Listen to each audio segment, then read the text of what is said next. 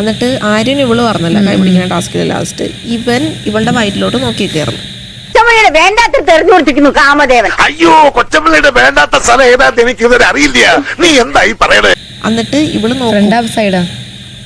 Side അപ്പൊ ഞാൻ എന്റെ ആത്തി കളിക്കല്ലേ അല്ല മോളെന്താ എൻജോയ് ചെയ്തോ? അയ്യേ ആലോചിക്കും തോറും നാണിച്ച് തൊലി പൊളിയുന്നു. ഇങ്ങനെ ഒരുത്തന്റെ കൂടെ നടന്നിട്ട് മാനവും കൊണ്ട് രക്ഷപ്പെടാൻ കഴിഞ്ഞത് മുജ്ജന്മ കാരണം തൊട്ടാ കൊടുക്കും ചിലപ്പോ മോശമായിട്ടുള്ള തൊട്ടിട്ടില്ല. കംപ്ലൈന്റ് റേസ് ചെയ്യും. എന്നിട്ട് ഇങ്ങനെ ചെയ്ത് അപ്പൊ ഞാനിങ്ങനെ നോക്കി ഇങ്ങനെ ചെയ്ത് എന്തായാലും ചെയ്യുന്നത് അങ്ങനെ മൂക്കി പല്ല് കളത്തില്ല.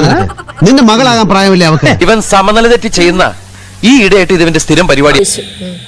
അപ്പൊ പറഞ്ഞേ സോറി മോളങ്ങോട്ടാ പോകുന്നത്? മോളെങ്ക് വാ ഫുള്ള് പറയട്ടെ.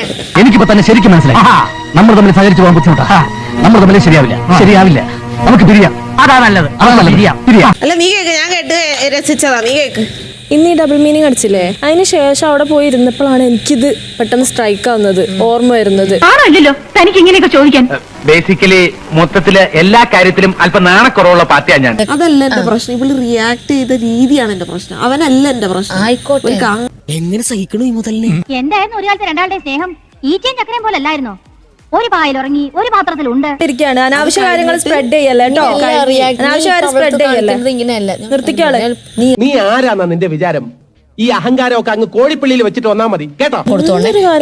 ഇങ്ങനെ എടുക്കുള്ളൂ. നീ എന്തൊരു കാര്യം പറയാനുള്ള സ്പേസ് നഷ്ടപ്പെടുത്തരുത് കേട്ടോ. എപ്പോഴും പറയണം. ഇവിടെ വന്നിരുന്ന് പറയാൻ പറ്റുക. 1,00,000 റുപ്യ പറഞ്ഞാലും ഇമാതിരി നാണം കെട്ട വർത്താനം പറയാൻ ഇന്നെ കിട്ടും. എനിക്ക് വേണ്ടിയോട്ട് എനിക്ക് ഹാൻഡിൽ ചെയ്യാൻ പറ്റൂല. എനിക്ക് ഞാൻ നല്ല രീതിക്കാണ് ഹാൻഡിൽ ചെയ്തത്. Okay, mind language. അപ്പൊ എനിക്ക് ഞാൻ നല്ല രീതിക്കാണ് ഹാൻഡിൽ ചെയ്തത്. ഈ കൈൻഡ് ഓഫ് സ്പീക്കിംഗ് നിർത്തിക്കോ. ഇതാണ് പുറത്തേക്ക് ബാഡ് ആയിട്ടുള്ള രീതിയിൽ സ്പ്രെഡ് ആക്കുന്നത്. അത് നിർത്തിക്കോ. നിർത്തിക്കോ. എന്തെങ്ങനെയൊക്കെ പറയുന്നേ? ഞാൻ എങ്ങനെ പറഞ്ഞോടാ? ആത്മാർത്ഥ സുഹൃത്തിനെ കശാപ്പുശാലിലേക്ക് തള്ളിവിട്ട വയ്യാവേലി നീ എന്നെയാ വരുത്തി വെച്ച സഹിച്ചോ.